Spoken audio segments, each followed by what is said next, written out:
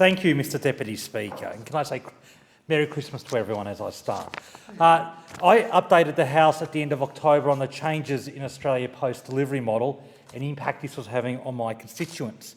Since that time, I've been contacted by many more constituents, those complaining about deliveries and also employees of Australia Post who are gravely concerned about what is happening to their organisation. At the outset, I want to make it clear that this contribution is in no way an attack on the employees of Australia Post. I again place on record my admiration for their work. This is no reflection upon them, but on their management and the impact their changes are having on the health and welfare of their employees and the service to my community. The first point I want to make, Mr Deputy Speaker, is that I'm very concerned about the health and welfare of workers at Australia Post.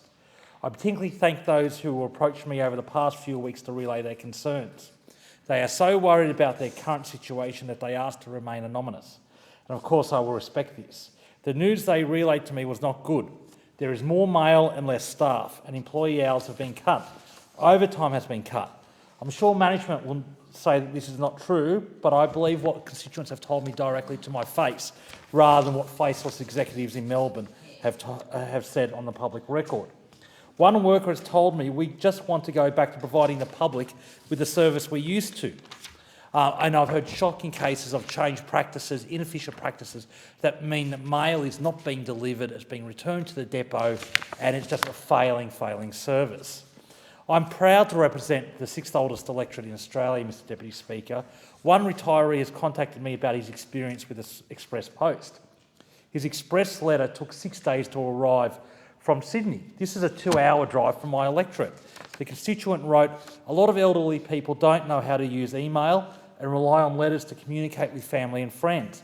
How does Australia Post justify their huge salaries? I would love a $5,000 watch. We could use it to afford living and medical expenses."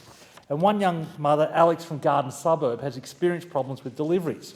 She was at home all day when her package was supposed to be delivered, and yet she received a text message that night telling her she had not been home and she had to go to the post office in the next suburb to collect it.